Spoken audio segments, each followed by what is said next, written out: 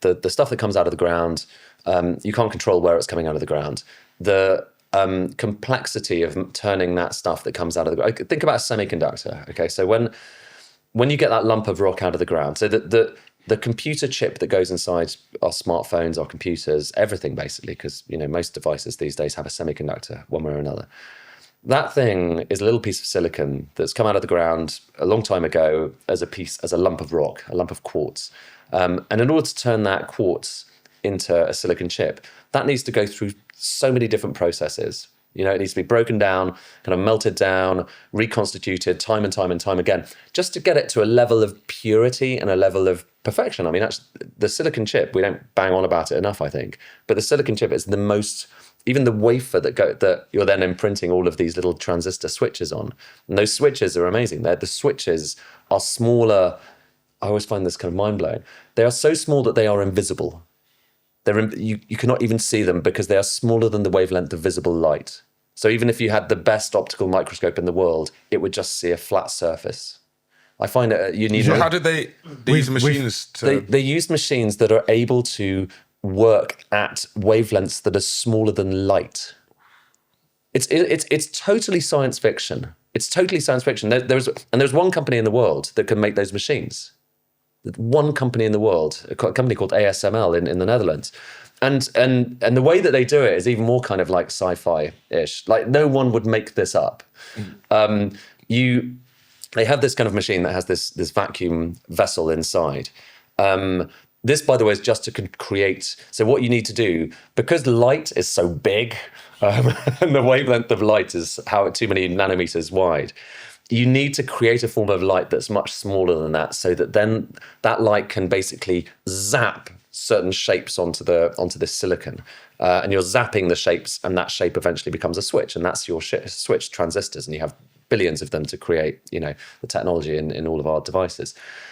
In order to create that light, just the light, they need this machine called an extreme ultraviolet lithography machine, which drops inside this vessel. In this vacuum chamber, it drops down molten tin. So you've got molten tin being melted. It drops it down at a really, terminal velocity of molten tin, whatever that is, inside this kind of vessel. One laser and then two lasers, both of which happen to be the two most powerful lasers in the world, smash that into this, into smithereens. And in that process, literally, as it falls down, laser, and that explosion creates a teeny tiny bit of extreme ultraviolet radiation or light or whatever you want to call it. And that's going bang, bang, bang, bang, bang, all of that time, just to create little tiny bits of light that then funnel through these mirrors, which, by the way, are the most flat surfaces. The mirrors that they create, which are made of glass, which is made of sand, which is back to the book. But the mirrors, if you expanded these mirrors that are about the size of a kind of small pizza, if you expanded these mirrors to the size of the continental United States, the biggest deviation, I think, would be less than a millimeter.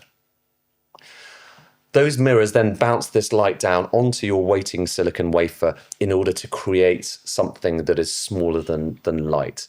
And it's smaller than a coronavirus, these transistors. So all of that stuff is amazing. But in order to get a kind of silicon wafer, the thing you're bouncing it onto that you're then kind of grinding bits off to create your little transistor that goes into our phones, so that we can then use them and go, oh, it's a bit slow today. Yeah. But it's like, it is amazing what's going on in there.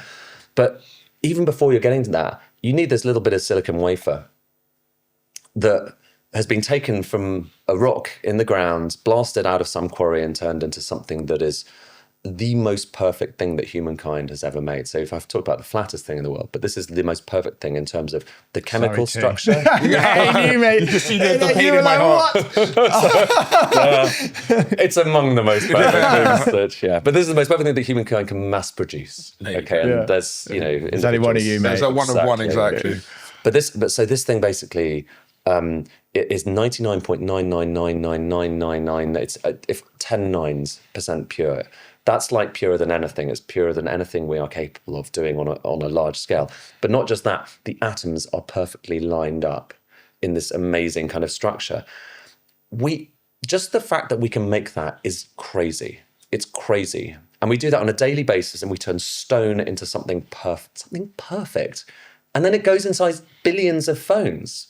and no one pays any attention to it. And we order Deliveroo on it. Yeah, exactly. You do a Deliveroo. Yeah. You know, and there's a wonder in all these objects. But yeah, back to your question, that journey. Sorry, it's a really long answer. It's all right. That journey that the silicon has taken around the world, that's gone around the world a few times from one place to another to be turned into this.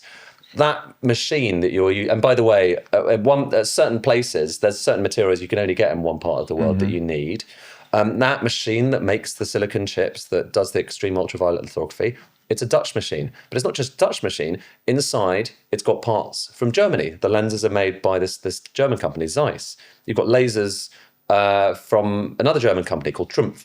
You've got kind of parts from all over the world. This is a pencil or whatever it is, you know, that poem or the thing that you spoke about. Yeah, the essay. So there's, exactly. It's that, but infinitely more complex. The world is much more complex than I think we care to think about a lot of the time. It's dizzyingly complex. So with Trump's ambitions to, you know, deglobalize almost, do you think they're just going to, they hit a brick wall in terms of it's just not practical for you to hope to build everything? You can't build everything domestically. No. And I think you certainly, even a semiconductor is about the most complex thing, you know, a computer chip. You couldn't, even the US actually, which has a lot of this stuff, even the US couldn't build it, couldn't make it all domestically. But I think, you know, where I'm sympathetic actually to the Trump position is we definitely are in a world now where with some of these new industries, China is incredibly dominant. And we can just be relaxed about that and say, well, it's fine that 90% of the world's batteries or 80% or so are going to come from China, which they kind of do at the moment. But that's never really been the way it's been in the past. And so, you know, for an economist, you'd look at that and go, well, it's fine. You know, we just get all of our solar panels from China and we'll get all of our, you know, batteries from China. And they can do it really cheaply. So we can have all the electric cars we want. They can make great cars these days. So let's just enjoy that. But in kind of the real world where you're worried about diplomacy and everyone's a bit nervous about a new Cold War, maybe that's a more dysfunctional kind of environment. And so I go, to be honest with you, I sometimes feel very nervous about it. And I sometimes feel like, well, the world is extraordinary and we're able to make all of these things and therefore we'll be able to solve our way out of this. And the reality is probably somewhere in between. Do you think so? If there were to be an alternative, do you think there's any country that could take over China in actually physically producing all of these? I mean, not at this stage. You said that if every Western country met their ambitions of batteries, and everyone's like, we're going to build a gigafactory, China would still be 70% of production, even if everyone delivered, and we know they won't, you know? Correct. So they're well out in front. You've read the book, haven't you? Yeah, I've read the book, yeah. Yeah, I listened to it while on Audible. It's blatant. Yeah, no, I appreciate that you did the Audible. Like, I thought it was really good. It makes it a lot easier. I mean, maybe that's... Did I send you to sleep? No. I thought it's really well read, and it was just fascinating. I mean, it's kind of like, you know... It's just, you can tell, like, it's just interesting. This stuff is all interesting. And for me as a journalist, it's like, why is no one... There's so many like little scoops in there, but it's not like they're scoops where I'm having to kind of dig them out.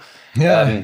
It's just, there's interesting stuff, but because it's beneath the surface of these devices or these sectors that no one spends much time thinking about, like it's all just there. But a lot of the key thing that I wanted to kind of have in this conversation was a lot of the problems that we face because of the ethereal world, all these people thinking about the way we should conduct ourselves with each other and geopolitics. The material world might be the thing that stops that from happening, because you know, if you want your iPhone, you've got to get on with China. Do you know what I mean? Like, or other places, you know? Yeah, I think you have to be kind of realistic. Yeah. And being realistic means kind of looking at all the devices we're using and recognizing that they have this hidden life, and the hidden life actually often just doesn't observe the politics that we often think about. There are parts, you know, in an iPhone and an iPad from China, but actually there are parts from the UK, you know, or at least parts that are designed in the UK, and there are parts as well that come from Europe,